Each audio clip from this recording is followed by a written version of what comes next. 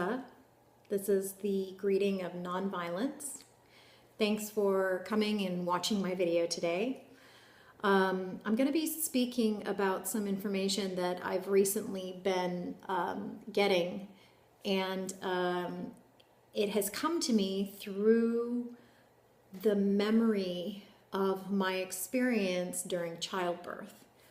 When I gave birth to my daughter 19 years ago, I was 19 years old. I had her at home with a midwife. We were living in Chicago. And my daughter was 2 ounces shy of 10 pounds. Of course, I didn't know this when I went into labor.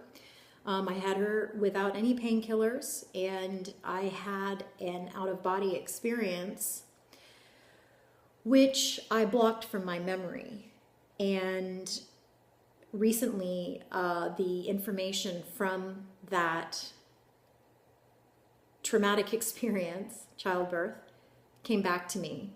And the time that it came back to me was when I began to do Qigong. In Qigong, you're working with, first of all, feeling the magnetic pulse, the qi of your own body, and then you move in the space around you, picking up more, and you go through these poses where you pull it in, and then you tap on it to kind of make it stronger, and then at the end of the process, you put it into a little tiny ball, and then you push it down through your navel into your sacral chakra.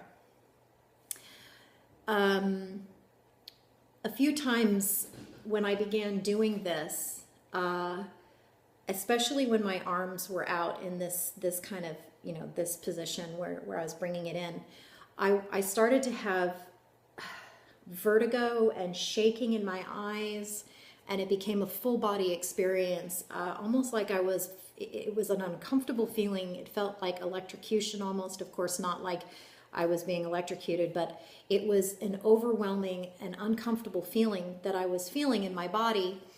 And that was a few months ago when I did the Qigong activation with 500 other people. So it was a very intense experience.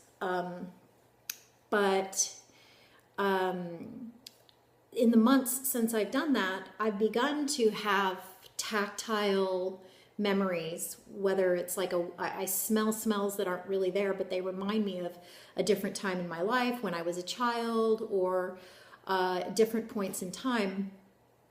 And one of the experiences that I remembered, it was cellular memory, and I truly believe that doing this Qigong activation, where I began to move energy through my body purposefully, it started to trigger waking up cellular memory.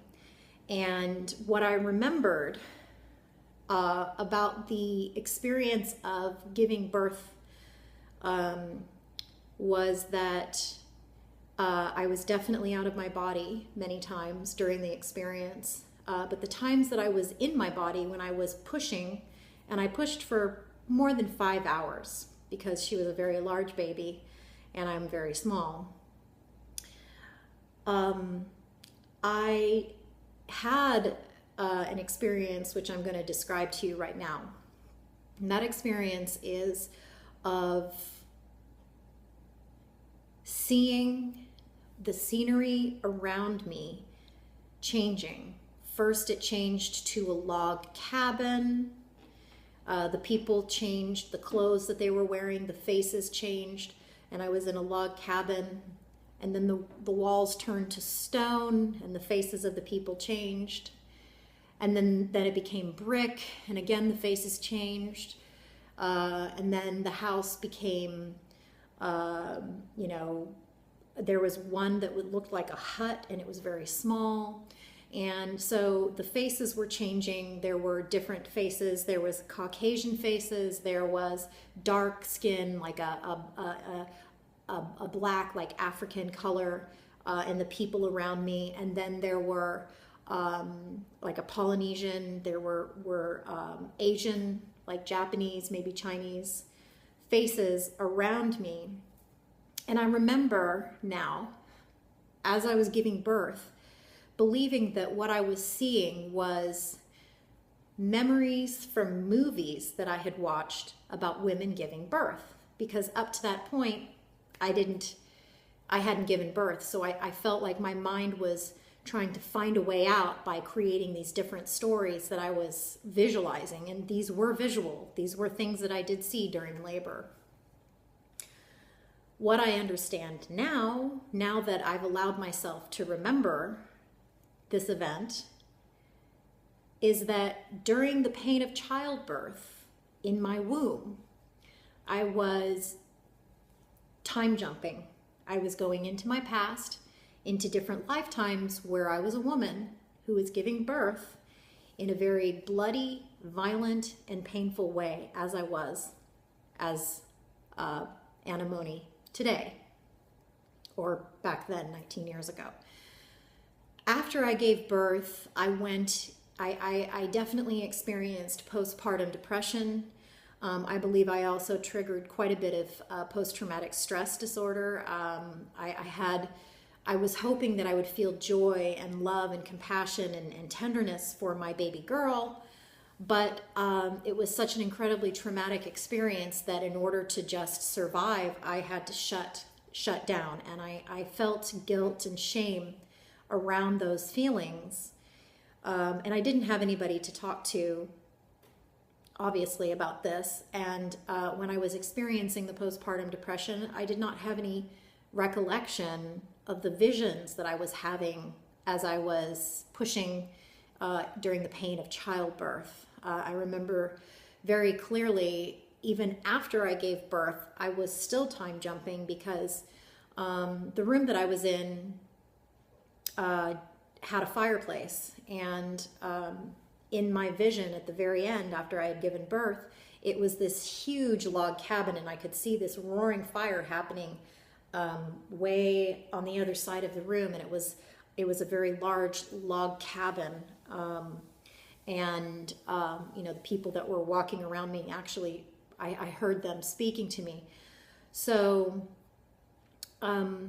when I came recently in the past few months to understand that the Qigong was activating cellular memory of me remembering what I had forgotten during childbirth, and that what I was remembering was remembrance of previous lifetimes where I had also given painful birth. The moment that I understood the circuity of the epiphany that I was approaching, it felt very sacred and special to me. And I'm creating this video hoping that this will also help someone else out there who might have had a similar experience. What I've come to understand since I was able to release those cellular memories of giving birth and the out-of-body experience that I had of time jumping into different storylines, other incarnations from my past, was I've come to understand, and now I'm working with what it means to have a womb as a woman. We were born either male or female, and we're born male and female depending on what our choices are before we enter this reality. But the womb is a sacred place in the universe. It is where life begins for humanity and all living beings. So I want to talk a little bit about what we understand as a society about the womb today. When you're bleeding, you put on a tampon, you stuff a tampon up inside of yourself, you pop pills so you don't feel the pain, and you curse your period because the bleeding is so horrible. In the ancient past, it was a time of sacred union with the goddess. It was a time where you could go into that space and experience communication that you wouldn't normally experience. And the 28-day cycle, as we know, is very much connected to the cycles of the moon and the tides of the water. So there's a very sacred connection for humanity between the womb of a woman and what we need to do in our future for healing. We have this 28-day cycle, but the piece of information that I've just been given recently is that we also, like the blood flow that we have, which comes in a very specific cycle, and like that flow is stopped when we conceive and then are in the process of gestation, we also have energetic flows, an energetic cycle where our womb, it becomes more active with goddess energy, and then goes into, through the cycle of more and less, the ebb and flow. I'm not sure if these cycles are monthly. I believe that it's something that we have the power to control with intention. I think that the information that I have right now is a great starting point for me to begin to ask the question of, how do I work with this energy? I am going to be working with my orange crystals, all of my sacral chakra crystals, in an attempt to understand more of what this means of being able to create energetic birthings, energetic conception, and new energetic life. Because of our multidimensionality, the way that I'm leaning towards right now is that the energy that we're able to conceive and nurture inside of our bodies and birth is part of the ladder, if you will, into the higher dimensions. A lot of us talk about fairies, and we know that fairies come into existence many different ways, but it's always about creative energy coming together in nature. And I truly believe that we have the capability to manifest our own fairy energy, if you will, our own guides to help us, because they can see ahead into the higher dimensions. So we can create them and send them on ahead, if you will, and then they can come down with more information for us. So there is something very magical about the womb, and I'm just beginning to tap into this and focus on it. And it, I have throughout my house, different areas are different colors. All of you have seen my red room. That is the root chakra. In my bedroom, I'm going to be doing a mix of orange and yellow colors, as orange is the sacral chakra and pink is the color of self-love. So I'm going to try to bring those two colors together very calmly in my room, in my bedroom. So the new energetic life that I think that we are capable of creating is also the work that has been done in ancient times in sexual practices like Tantra. Tantra is a yogic practice, but there is also an element that follows into a person's sexuality. To practice tantric sex, the woman sits as the center, and she embodies and draws down the goddess into her body, and it's the job of her lover to arouse her sexually and follow her rhythm through the sexual spiral and into the sexual ecstasy. I believe that this idea of understanding the place of the goddess is absolutely part of our spiritual path and our growth, especially for women. It's very important that we tap into our wombs. So what I'm trying to share with you here is that my very short, even though it was a painful felt like forever, 27-hour birthing experience 19 years ago. Even though it was short, I feel like what I discovered when I remembered the remembrance of previous incarnations where I was birthing babies is that that cellular and energetic memory that I had is always there for us. And all we have to do is upload or download it, if you will. And it's a way for us to attach into that vein, that continuity, okay? The time-space continuum, if you will. And we can travel like I did into the past and into the future, breaking karmic ties. And the healing that needs to happen for women is in the womb. Men need to learn to understand what it means to worship the goddess.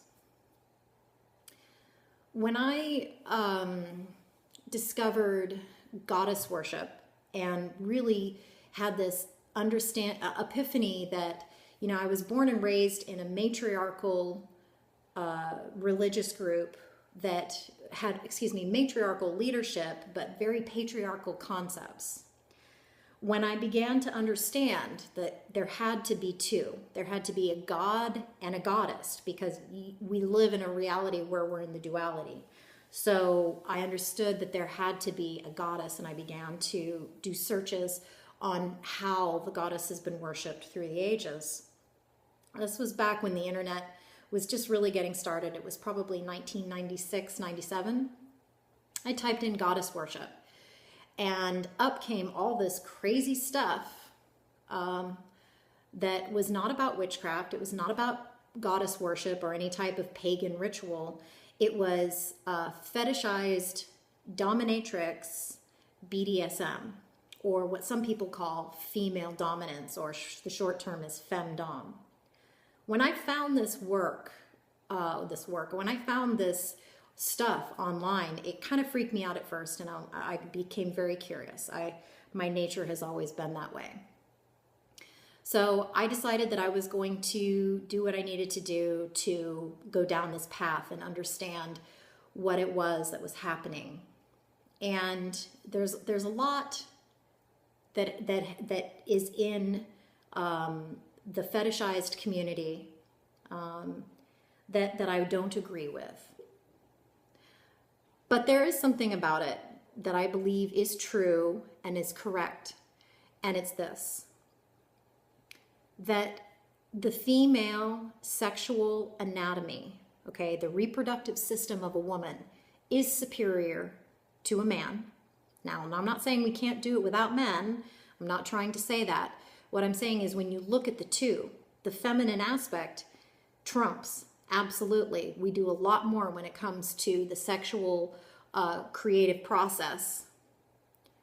And even putting that aside, going back to the tantric understanding of sexuality, a woman is able to stay in a state of ecstasy with the proper encouragement for hours. Multiple orgasms is what we call it.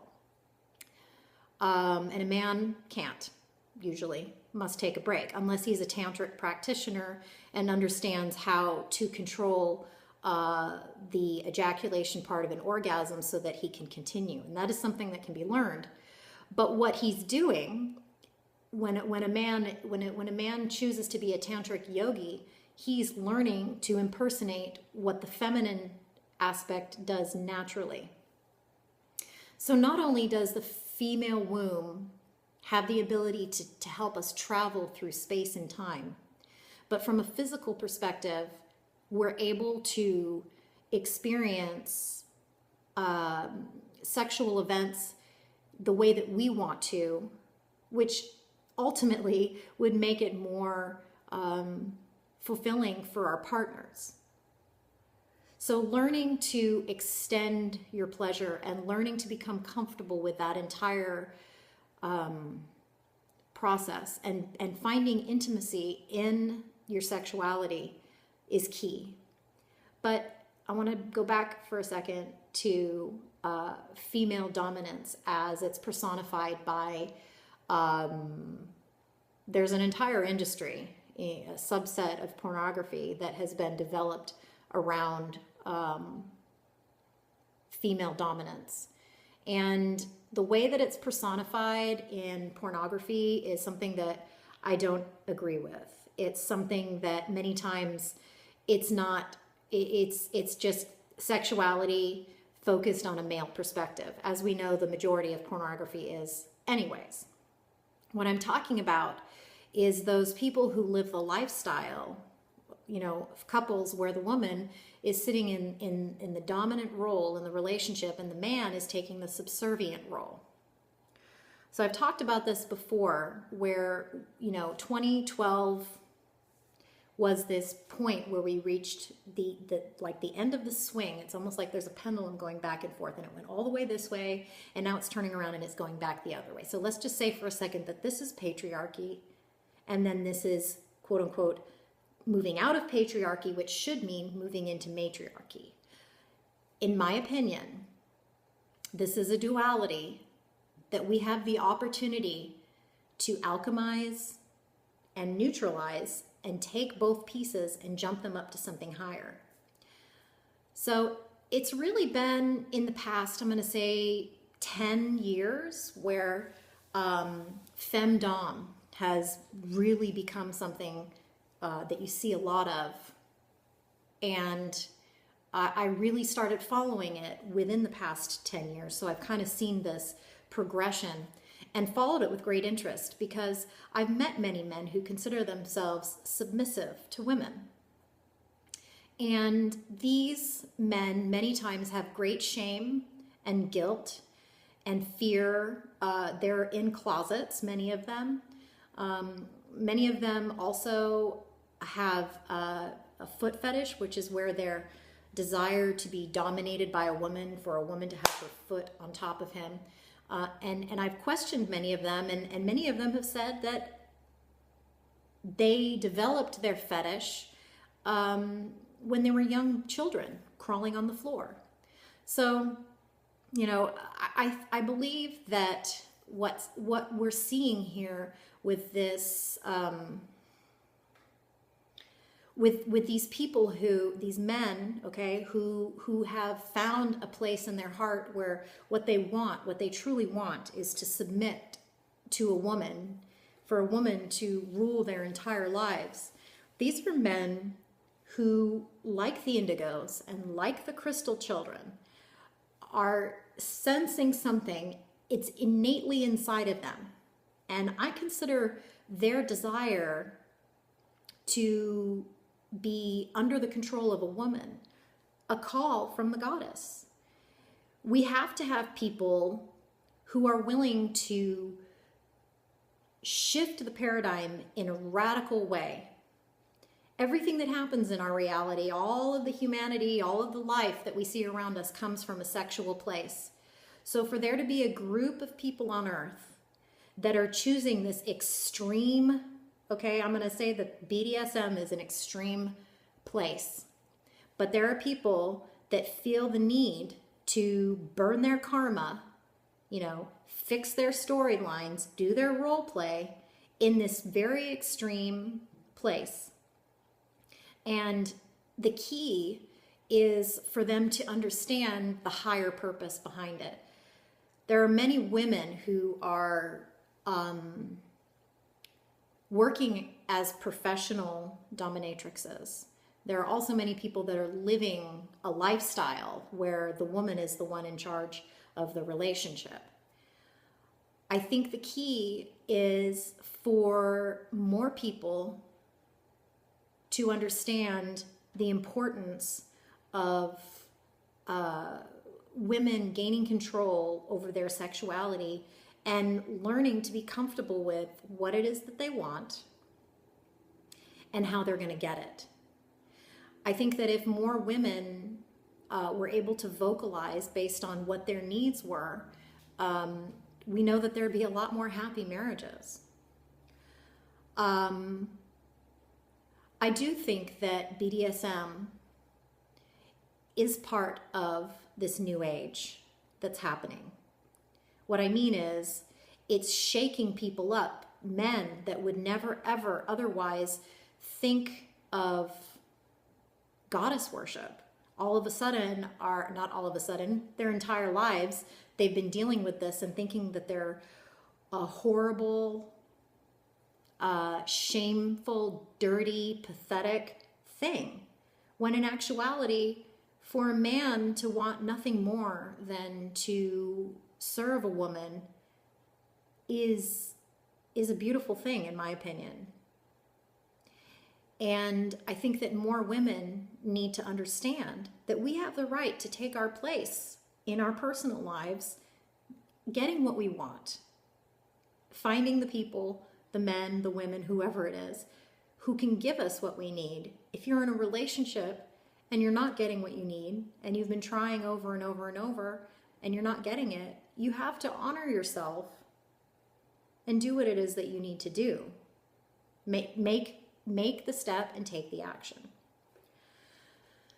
So for me right now, my focus is on healing my womb and beginning two-way conversation, and understanding what it means to be able to take higher knowledge, higher energetic vibrations into my energetic body and seed that energetic